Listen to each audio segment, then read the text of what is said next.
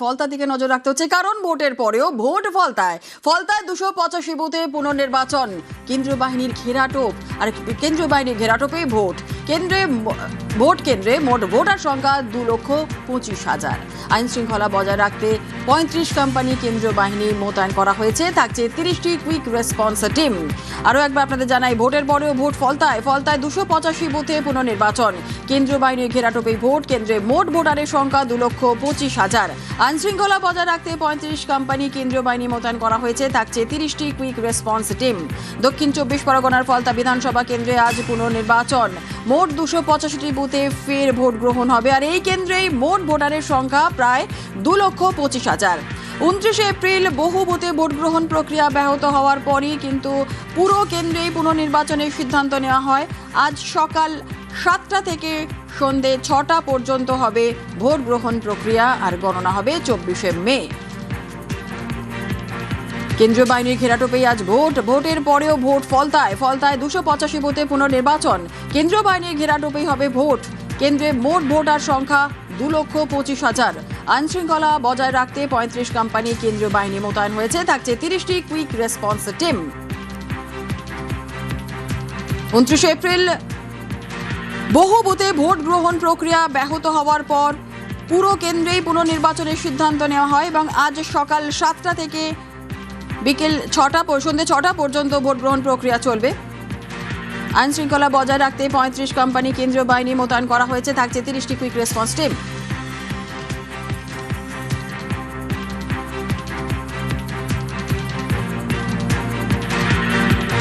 দক্ষিণ 24 পরগনা ফলতা বিধানসভা কেন্দ্রে আজ পুনর্নির্বাচন, মোট 285টি বুথে ফের ভোট গ্রহণ হবে।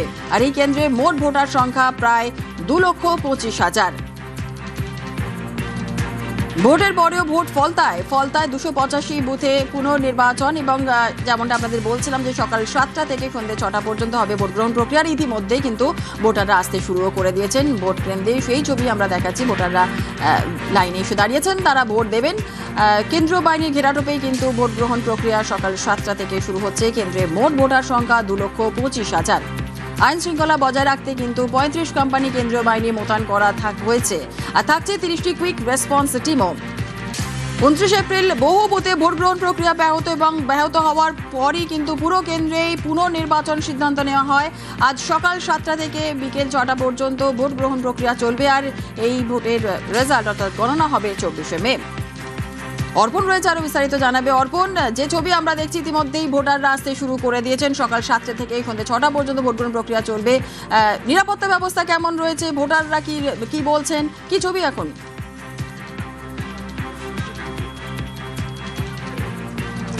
দেখো, ঠিক 6:30-এ এখানে মকপোল শুরু হয় এবং কেন্দ্রীয় বাহিনীর ঘেরাটোপ তুমি দেখতেই পাচ্ছ। কেন্দ্রীয় বাহিনীর ঘেরাটোপের মধ্যে দিয়ে পুনর্নির্বাচন শুরু হয়েছে। ফলতার 285টি বুথ রয়েছে, প্রত্যেক কটিতেই এখনও পর্যন্ত কোনো রকম এখনও পর্যন্ত যে ইভিএমের সমস্যা দেখা যায় সেই ইভিএমের সমস্যার কথা জানা যায়নি। ভোটাররা সকাল থেকেই দেখতে পাচ্ছ লম্বা লাইন দিয়েছে এবং কেন্দ্রীয় বাহিনীর পক্ষ থেকে এই যে আমরা রয়েছে এখন বানেশ্বরপুর আদর্শ বিদ্যালয়ে, সেখানে ভোটাররা এসছেন এবং তারা ভোট দিতে শুরু করেছেন। ইতিমধ্যেই 2জন ভোটার তারা গিয়েছেন নির্দিষ্ট সময়ে। সকাল 7টা থেকেই শুরু হয়েছে ভোট।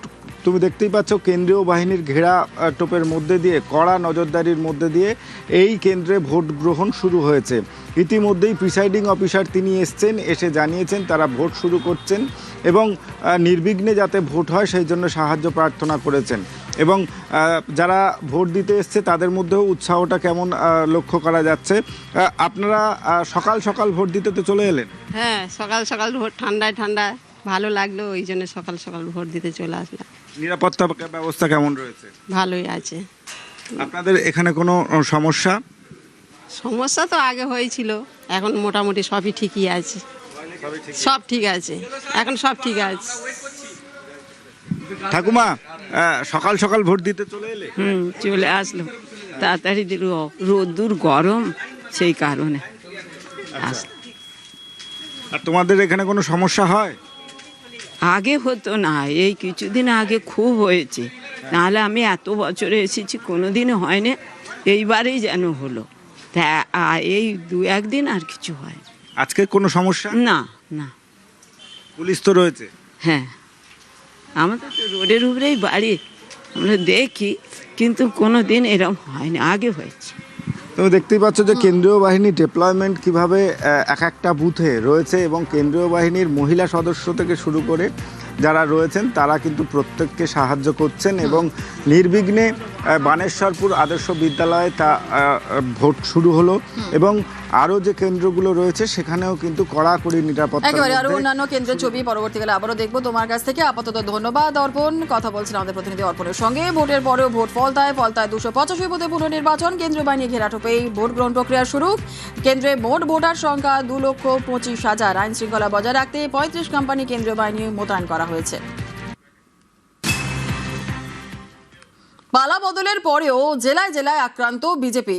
তারকেশ্বর থেকে গাজল, বিজেপি নেতা কর্মীদের ওপর প্রাণঘাতী হামলা।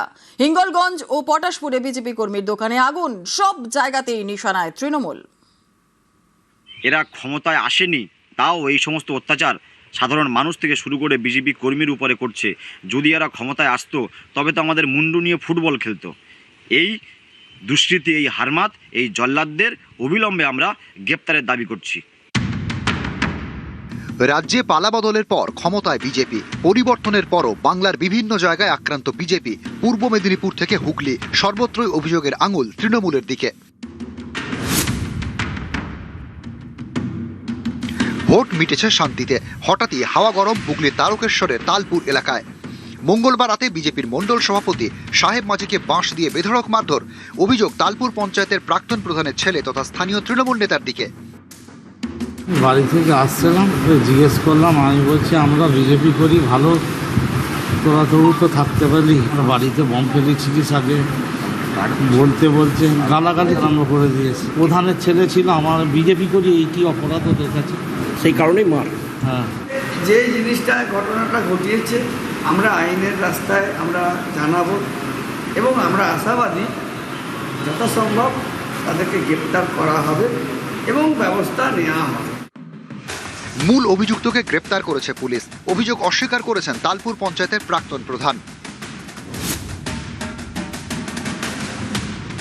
মালদার গাজলের বৈরগাছির বিজেপির বুথ সভাপতির ছেলের উপর হামলার অভিযোগ। তৃণমূলের বিরুদ্ধে হামলার অভিযোগ বিজেপির। রক্তাক্ত অবস্থায় জুনুর রহমানকে ভর্তি করা হয় মালদা মেডিকেলে। প্রাণ নাশের আশঙ্কায় রয়েছে। মাথায় 2-3টে বড় বড় আঘাত এবং সেখানে কোথাও 4টে কোথাও 6টা স্টিচ পড়েছে। এবার যারা এই কাজের সঙ্গে যুক্ত আছে তাদের ইমিডিয়েট অ্যারেস্ট করে শাস্তি, মানে একদম দৃষ্টান্তমূলক শাস্তির ব্যবস্থা আমরা করব। উত্তর 24 পরগনার হিঙ্গলগঞ্জ। মঙ্গলবার রাতে বাইলানি বাজারে বিজেপি কর্মী নিতাই দাসের দোকানে আগুন। অভিযোগের তীর তৃণমূলের দিকে। গেরুয়া শিবিরের নিশানায় বিশপুর পঞ্চায়েতের উপপ্রধান শহীদুল শেখ। বিজেপি করার অপরাধে ও দীর্ঘদিন ধরে ওর উপরে টর্চারিং চলছিল। এই দুষ্কৃতী শহীদুল নামের এই দুষ্কৃতী, এদের এত বড় উদ্যত্ত যেটা বিগত 15 বছর এবং আগে সিপিএমের আমলের 35 বছরে কোনো সময় আমরা এটা দেখিনি। আজকে বিজেপি করার অপরাধে তার আগুন জ্বললো তার দোকানে। এরা ক্ষমতায় আসেনি, তাও এই সমস্ত অত্যাচার সাধারণ মানুষ থেকে শুরু করে বিজেপি কর্মীর উপরে করছে। যদি এরা ক্ষমতায় আসতো তবে তো আমাদের মুন্ডু নিয়ে ফুটবল খেলতো। এই দুষ্কৃতী, এই হারমাত, এই জল্লাদদের অবিলম্বে আমরা গ্রেপ্তারের দাবি করছি। বাদ গেল না পূর্ব মেদিনীপুরের পটাশপুরও। মঙ্গলবার রাতে পটাশপুরের ভাঙ্গাদা বাজারে বিজেপি কর্মীর দোকানে চড়াও হয় একদল দুষ্কৃতী। প্রথমে ভাঙচুর, পরে আগুন ধরিয়ে দেওয়া হয়। সিসি ক্যামেরায় ধরা পড়েছে হামলার ছবি। 11 তারিখ রাতে আমাদের দোকানে এসে ঘরটাকে ভেঙে আগুন লাগিয়ে পুড়িয়ে দিয়েছে। অনেকদিন থেকেই বিজেপির সঙ্গে যুক্ত। আমাদের দোকান বহুদিনের, খুব পুরাতন দোকান। তারপরে কালকে রাতে আবার দোকানটায় আগুন ধরিয়ে দেয়। যারা আগুন লাগিয়েছে আমাদের ক্যামেরায় আছে, সেই দুষ্কৃতীদের উপযুক্ত শাস্তি চাই আইনের ব্যবস্থা নিয়ে। ক্ষমতায় নেই তৃণমূল, সরকারে বিজেপি, তারপরেও বিভিন্ন জেলায় বিজেপি কর্মীদের আক্রান্ত হওয়ার খবর। দোকানে আগুন। যদি এরা ক্ষমতায় আসতো তবে তো আমাদের মুন্ডু নিয়ে ফুটবল খেলতো। নিউজ 18 বাংলা।